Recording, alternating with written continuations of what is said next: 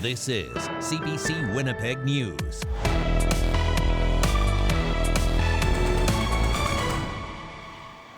Good evening. Thank you for joining us. A pedestrian was killed in a hit and run this morning, the third hit and run in Winnipeg in just over a week. It happened this morning at 3 a.m. at Notre Dame Avenue and Keewatin Street. Police say the driver of the vehicle took off. They're looking for a white or light-colored SUV. The man who was hit, a 56-year-old, was taken to hospital where he died. The intersection was blocked for several hours today while police investigated. Now they're also looking into another hit and run that happened Friday around 3 in the afternoon at Marion and Archibald Streets. A woman in her 40s was taken to hospital from that crash with serious injuries. Police believe a red Dodge Ram, a pickup truck, may have been involved. They're asking anyone with dash cam video or other information on either crash to contact police. Winnipeg mayoral candidate and former pastor Scott Gillingham says he no longer believes in the tenet of his Pentecostal faith, which describes being gay as immoral. He tells CBC he can be a good leader of an inclusive city, in part due to his growth. CBC's Sam Sampson reports. Let's pray. Scott Gillingham, a guest pastor in 2016 at the church he spent more than a decade leading. He went from preaching to politics. Through his 8 years on council, Gillingham stayed on as a member at the Headingley Pentecostal Church he led as pastor. The Pentecostal Assemblies of Canada's Constitution and bylaws says leaders can't do certain things, including acts of sexual immorality. That includes all forms of homosexual activity, along with other practices deemed inexcusable for Christian conduct. CBC News asked Gillingham how he plans to lead an inclusive city given his past beliefs and work. Gillingham says his views on sexuality started to shift when same-sex marriage was legalized. In the early 2000s, I would have held a view that was probably more consistent with, with what that you cite, but no, it's something, as I said, changed over the years and completely support same-sex marriage. Happy Pride today. Gillingham is on City Hall records supporting groups like Pride Winnipeg. He says he walked in this year's Pride Parade, and he says he met with Rainbow Resource Centre to discuss what challenges they're facing. You won't be able to find an example of where I'd, be homophobic or not be inclusive or be exclusionary. That's just not who I am. I'm a person like so many other people that grows over the years, and their views may change over the years. My views have changed over the years.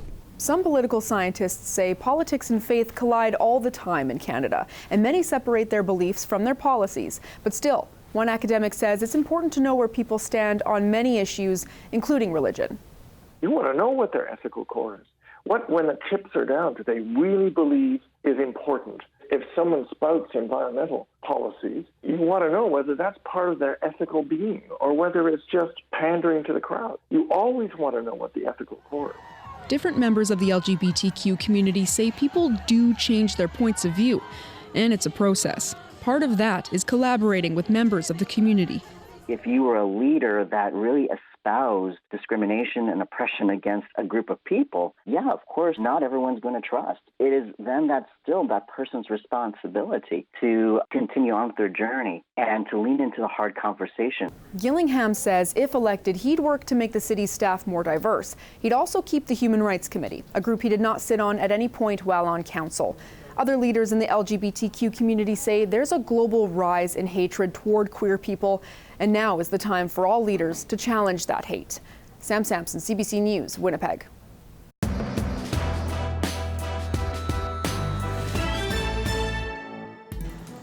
Scott Gillingham told voters today that only he and Glenn Murray have a chance of winning the mayoralty on Wednesday. Recent poll numbers suggest Murray is the leading candidate with decided voters, while Gillingham holds second place. That online poll by Leger was commissioned by Gillingham himself.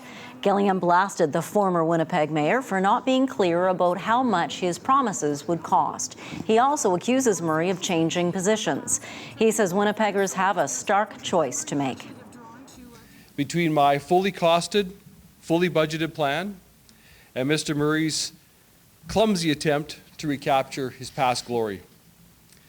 A clear choice between a mayor who will take action on day one versus a mayor who will bring chaos to City Hall. Meanwhile, mayoral candidate Rana Bakari wants city reports to spell out how projects will impact vulnerable people. Bakari says this would help councillors understand the full implications of the projects they vote on. Reports currently include sections which describe economic impacts. Bakari wants to add a section describing social impacts on vulnerable groups. That would include people who are disabled, Indigenous, and seniors. The power of incumbency is a big help at election time. Name recognition helps city councillors get re-elected. But as CBC's Bartley Kivas reports, one Winnipeg council incumbent faces a challenge from a name that's just as big, maybe even bigger than his own.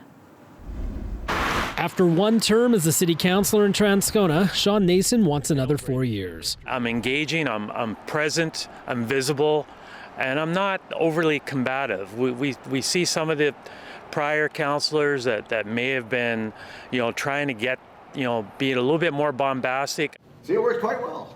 Nason is referring to Russ Wyatt, the councillor for Transcona from 2002 until 2018. Wyatt's trying to circle his way back to City Hall after recovering from addictions and a sexual assault charge that was stayed by the court in 2019. I'm healthier today at 52 than I was at 22. I've lost over 100 pounds because I don't drink anymore. It's amazing, right? I can't. Both Wyatt and Nason want a new rec center in East Winnipeg. They also want Chief Peguis Trail connected to Plessy Road. Two other Transcona candidates are concerned about roads.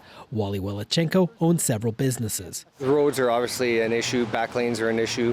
They always have been, but they always seem to be neglected. So I think that's always at the top of the list for things we'd like to do. Steve Lipischak is a retired Automobile Group marketing director. Well, the biggest thing for me is the roads and the homelessness, the addictions, and combat that. The two candidates who've served on council are each associated with mayoral candidates. Sean Nason with Kevin Klein. It's no surprise to anyone that I've worked closely with Kevin Klein over the last 4 years, but at this point I'm not endorsing anyone. Russ Wyatt endorsed Scott Gillingham today and criticized Glenn Murray's platform. If you're making lots of commitments to do things and you're running for mayor, and then at the same breath you're saying we're going to freeze taxes, you're in a sense trying to bribe the people with their own money. Both Wyatt and Nason are on the same page when it comes to funding for the east side of Winnipeg. They say it's a fight to ensure Transcona gets its fair share. With a current city councillor facing off against a former city councillor who wins in Transcona may come down to a familiar face. Bartley Kivas, CBC News, Winnipeg. The parents of a Rwandan international student who was found dead earlier this year have laid their son to rest. But as the CBC's Austin Grabish reports, questions about his death remain.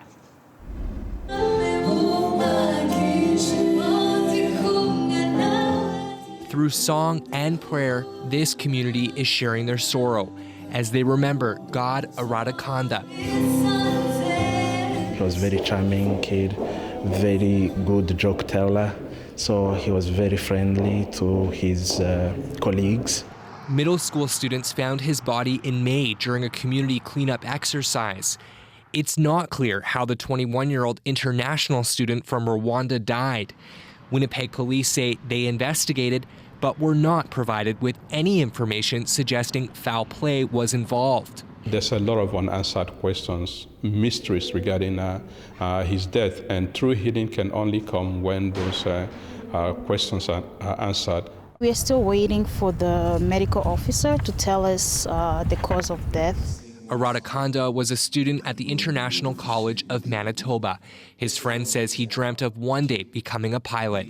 I'll remember him as a fun person who was friendly to everyone, most importantly, his fellow Rwandans. Morris Mosey grew up with Aradakanda in Rwanda. He says little is known about the timeline leading up to his friend's death.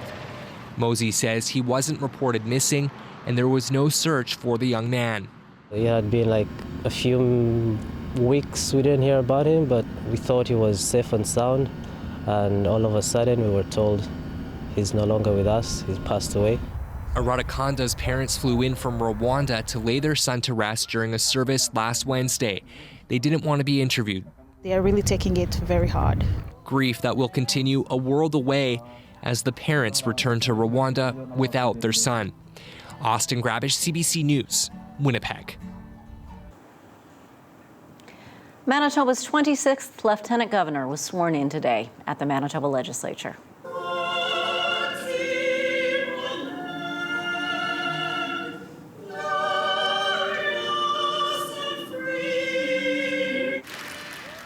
Anita Neville succeeds Janice Fillman, who has held the office since 2015. Neville is the first Jewish Lieutenant Governor of Manitoba. She's also the province's first Lieutenant Governor in the reign of King Charles III.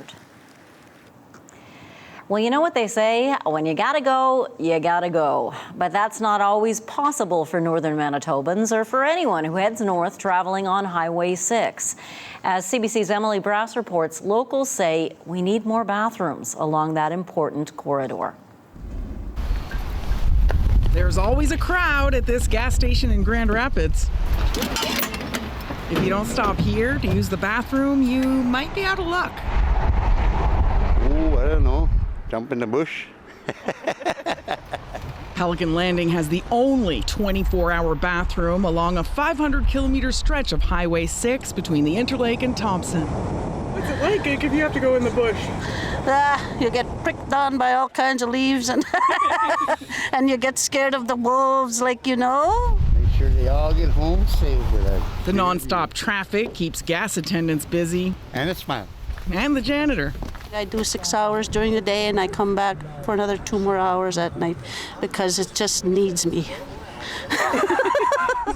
A lot of the people flowing through travel for work, like Ted LaBelle. I'm not the kind of guy that's scared to, pull over on the side of the road and find a ditch.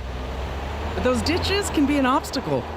Sometimes the sides of the ditch are steep, or there'll be lots of shrubs and you'll have to navigate that. There used to be bathrooms at the Devil's Lake rest area, but the province removed the toilets years ago. The gas station in Ponton was another popular stop until it burnt down in 2018. This little truck rest area between Grand Rapids and Ponton is one of the very few places where semis can pull off safely, but it doesn't have any bathrooms or garbage cans, and there's litter everywhere. Travelers say they're sick of seeing and smelling used toilet paper and diapers. They're also concerned for their safety, especially in the winter. Every single time a semi comes, there's blinding snow behind it, and there's a second or two, you're totally in a whiteout. You can't see anything. And then you want to stop there and have a pee at the side of the road in those dangerous conditions. Manitoba Public Insurance says on average there are 10 collisions a month along Highway 6 between Thompson and Grand Rapids. Beckman wants the province to widen the route and put in bathrooms. Minister of Infrastructure and Transportation himself has been up in the northern communities recently, and he is certainly aware of some of the challenges and is very committed to making sure we get this done. But the Transportation Ministry said it wants local interests to take the lead. Beckman says they shouldn't have to wait for private developers to get in line. Emily Brass, CBC News, Grand Rapids.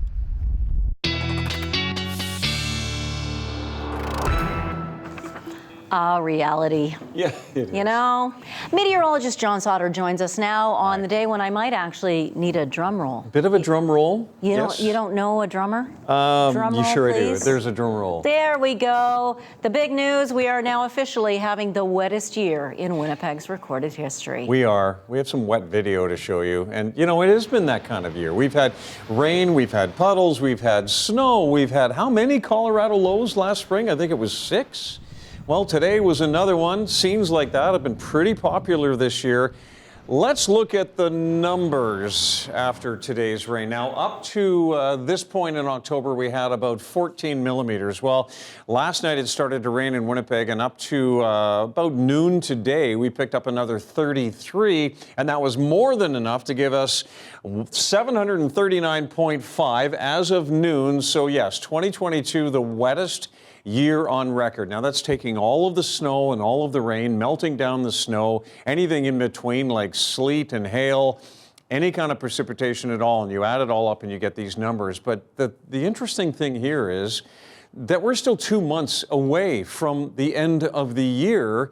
So this number is going to go really a lot higher. The old record was 1962. The most recent really wet year was 2010. So we broke a 60-year-old record, thanks to my friends over at WeatherLogics for crunching those numbers. This is what it looked like in Saskatchewan today. This is between Moose Jaw and Swift Current on the cold side of the Colorado low. And then as this system moves up into, I'm going to go back, as this system moves up into northern Manitoba, we end up with, well, I didn't show you the picture out of Thompson, but there was a picture in Thompson of lighter snow amounts than that, but certainly enough snow to turn things white in the Thompson region.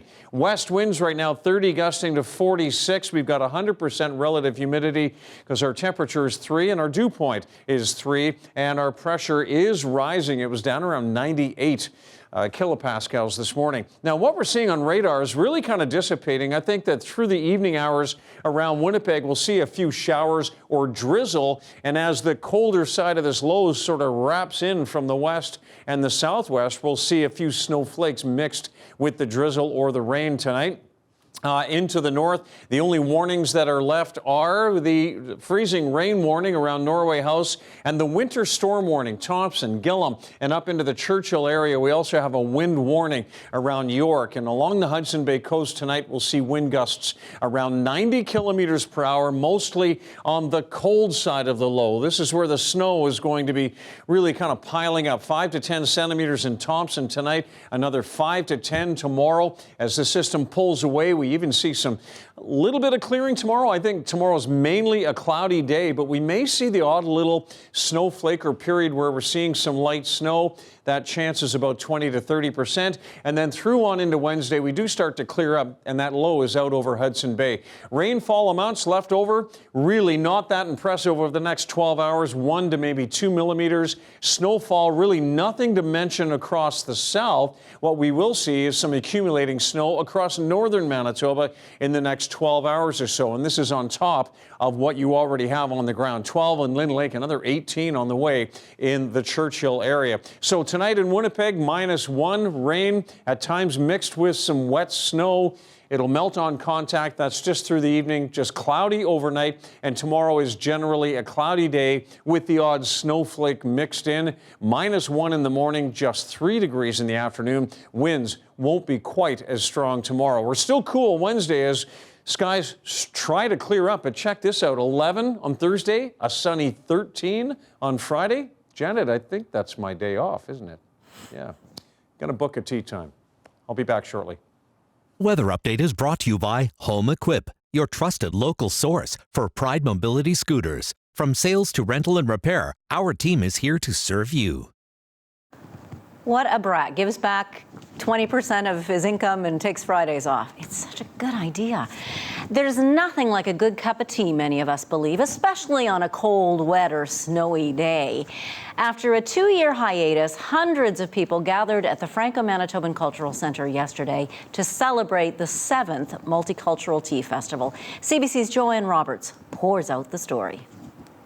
The Tea Fest is basically one of the multicultural events that takes place every year in Winnipeg. You take a bite and you also take a sip of tea. We're coming back after 2 years. You are able to taste many teas from different countries or walks of life.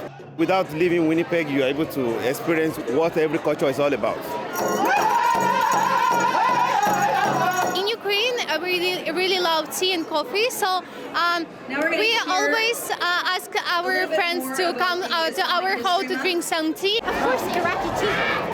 In Iraq, they drink about 5 times a day. If you make it light, that means you put a little bit of tea, which means generous. So the more tea you put, the more you appreciate your guest. Tea is connected to relaxation. Tea is related to bringing the family and everyone together. After a long day, tea is the place where everybody unwinds themselves.